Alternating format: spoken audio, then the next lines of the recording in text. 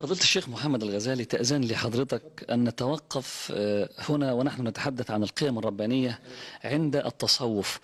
والتصوف كما نلحظ وكما أشرت فضيلتك الآن يتأرجح بين تصوف مرفوض وقد نشاهده في الموالد والمجتمعات والتجمعات هنا وهناك، وتصوف رشيد مرشد له خلق وأثر في النفس.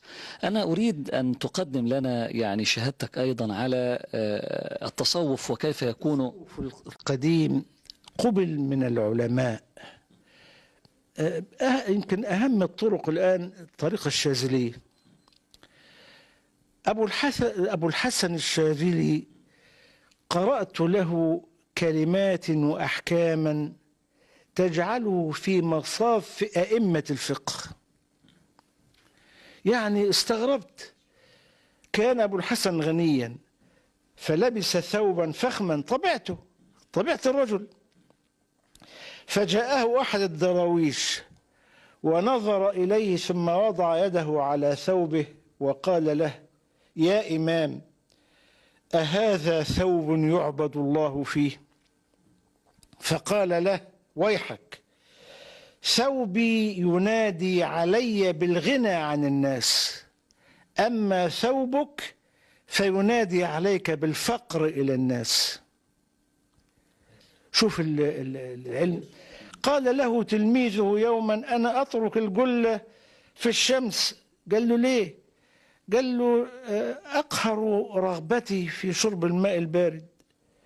فقال له: انقل القلة من الشمس إلى الظل، فإنك إذا شربت الماء باردا انتزعت الحمد من أعماق قلبك. انتزعت الحمد من أعماق قلبك. رجل فاهم، رجل واعي. أنا قرأت له كلمات غريبة، يعني وهو يناجي الله، يقول له يعني: اللهم إني جئت منك إليك ولا شيء أعز منك عليك، فكن شفيعي لديك. اللهم إن حسناتي من عطائك وسيئاتي من قضائك، فاجعل ما أعطيت فوق ما قضيت حتى تمحو ذلك بذلك، فأنت القائل في كتابك: يمحو الله ما يشاء ويثبت وعنده أم الكتاب. هذا التصوف تصوف علماء، تصوف علماء. ليه؟ لأن أبو الحسن كان عالما. رأيت لابن القيم عاوز ينتقد رجل مؤلف كتاب، مش عاجبه الكتاب كان لمن؟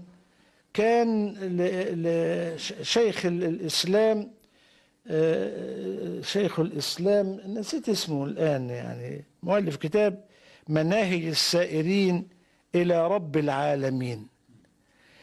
فالكتاب فيه أخطاء، فأحب ابن القيم أن يصحح هذه الأخطاء، فبدأ بهذه الكلمات: شيخ الإسلام حبيب إلينا والحق أحب إلينا منه، وإذا كنت قد رأيت هنات وقع فيها شيخ الإسلام أو عيبا لم يلتفت إليه، فأنا في هذا كالهدهد الذي قال لسليمان: أحط بما لم تحط به، وجئتك من سبأ بنبأ يقين، والهدهد هو الهدهد وسليمان هو سليمان.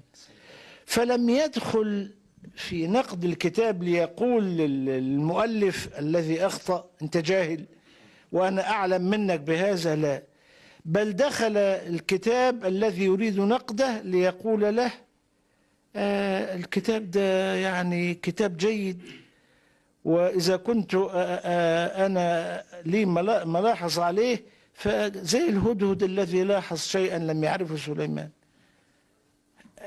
دي آداب النفس التي برع فيها الصوفية قديما، ونقلوا بهذا المعاني، نقلوا المعاني من حديث الناس إلى مناجاة بينهم وبين الله.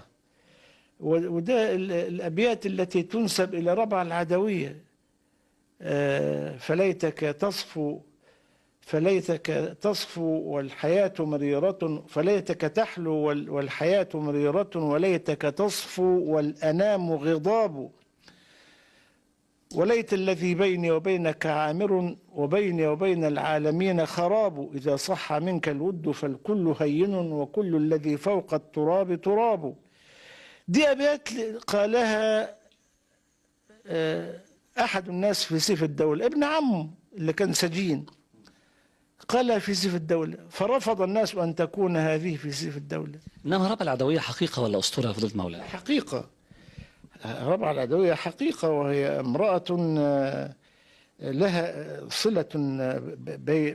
صلة طيبة بالله سبحانه وتعالى، وعبادة مأثورة، وبعد عن الخلق. الذي يشاع عنها أنها كانت أولا رديئة ثم تابت إشاعات، والذي أعرفه عن حياتها في البداية والنهاية أنها كانت حياة حسنة وصالحة، ولكنها أوغلت في عالم الأسرار وفي علم التصوف، فقالت ما قالت، وما قالته يقبل مع حسن التصرف ومع حسن الأدب.